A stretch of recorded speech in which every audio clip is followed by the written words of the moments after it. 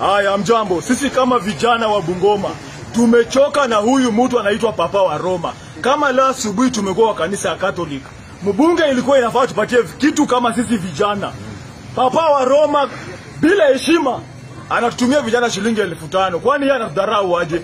Tuko tunamrudishia pesa yake kwa simu yake. Na sisi vijana wa Kandui hatutaki mambo ya Ford Kenya na Papa wa Roma. Juzi Papa wa Roma umekuwa Kisii. Umepatia vijana wa Kisii pesa mzuri tu kabisa. Sisi watu wa Bungoma, millions of money. Sisi watu wa Bungoma, vijana wa Bungoma, vijana wa Bungoma, kaunti yako yenye unasema wewe ni third in command. Mbona unatufanya hivyo Papa wa Roma? Wacha kutudharau na usitudharau na utoheshimu. Tulikufanyia kazi Papa wa Roma kuanzia 2013.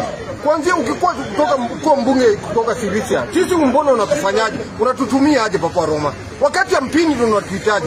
Yeah? Wakati ya panga ndio unatuhitaji. What is that Papa wa Roma? Wacha kutufanya hivyo bwana kabisa. Asante.